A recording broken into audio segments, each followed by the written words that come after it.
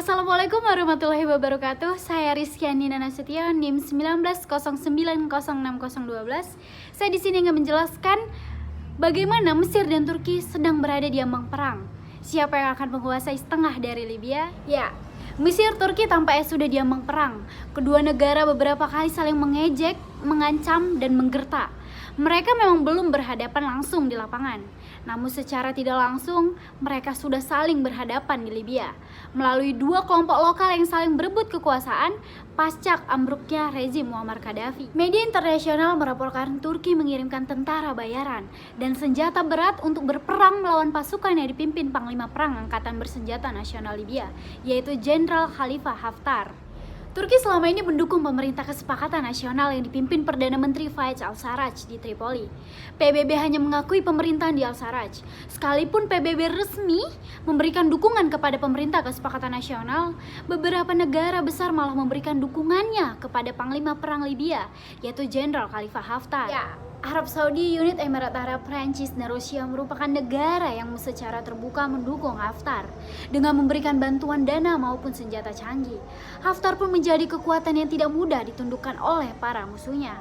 Haftar bekas tangan kanan Muammar Gaddafi saat ini menguasai separuh Libya. Yap, pasukan Haftar telah menguasai separuh dari Libya, yaitu kawasan timur bagian Libya dan beberapa daerah di kawasan barat. Turki di bawah kepemimpinan Presiden Erdogan tampak yang paling aktif mengenai pusaran konflik yang ada di Libya. Dalam pusaran konflik Libya, untuk berfokus pada menjatuhkan Haftar, Presiden Erdogan dan mengatakan pihaknya intens melobi Rusia dan Amerika Serikat untuk memberikan dukungan kepada pemerintahan al-Sarraj. Ya, mengenai dua kelompok yang sudah tadi dijelaskan, yaitu yang pertama adalah Tentara Nasional Libya atau LNA, yaitu Al-Jaish Al-Watani Al-Libi, pimpinan pensiun Jenderal Khalifa Haftar, berbasis di Tobruk, Libya bagian timur. Mereka didukung penuh Mesir, Uni Emirat Arab atau UAE, dan Rusia. LNA memiliki kekuatan di wilayah Libya bagian timur. 2 tahun lalu mereka berhasil menguasai beberapa wilayah barat Libya, termasuk bandar udara internasional di ibu kota Tripoli. Ya, yang kedua, Pemerintah Kesepakatan Nasional atau GNA Al-Hukumah Al-Wifaq Al-Watani yang dipimpin Perdana Menteri Fayez al-Sarraj bermarkas di Tripoli. Dengan dukungan penuh militer Turki, dalam beberapa pekan ini GNA telah berhasil merebut kembali beberapa wilayah barat dan sejumlah pangkalan militer pasukan Haftar. Yang utama adalah pangkalan militer Al-Watiyah, kota Tarhuna, Bandara Internasional Tripoli, dan Borgrin, yaitu di timur kota Misrata.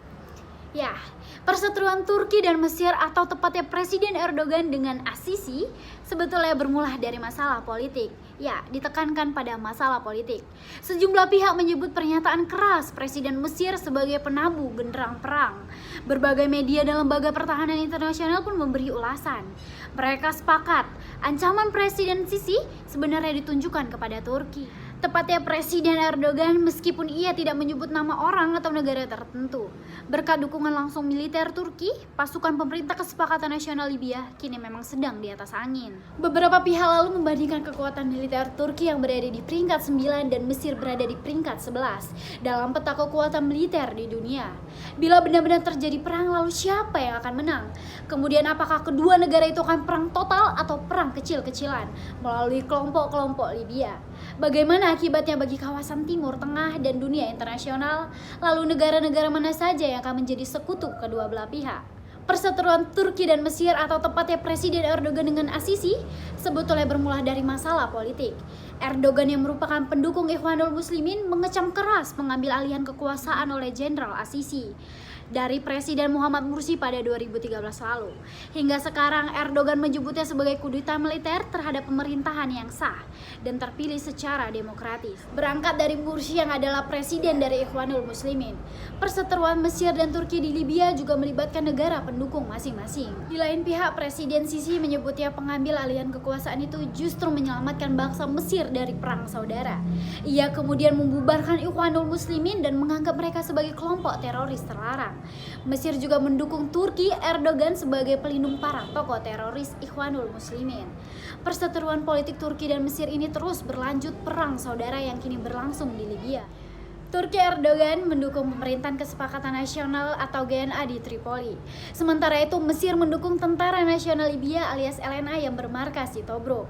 Mesir mendukung GNA sebagai teroris yang didukung oleh teroris. Tuduhan ini merujuk pada GNA dan Turki Erdogan yang berhaluan di Ikhwanul Muslimin yang dianggap sebagai teroris oleh Mesir.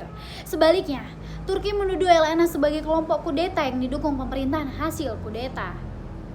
Perseteruan Mesir dan Turki di Libya juga melibatkan negara pendukung masing-masing. Bersama Mesir ada Saudi, UAE, dan Rusia. Sedangkan Turki didukung oleh Qatar. Masing-masing pihak menuduh lawannya sebagai intervensi asing di Libya yang melibatkan para tentara bayaran. Sebenarnya pemerintah Libya yang diakui PBB adalah GNA di Tripoli. Namun, pengakuan internasional itu menjadi tidak berarti di tengah konflik, perseteruan, dan kepentingan politik. Kini dua kelompok yang bertikai di Libya beserta negara-negara pendukung lainnya masing-masing mengklaim sebagai pihak yang sah dan menganggap lainnya kelompok ilegal.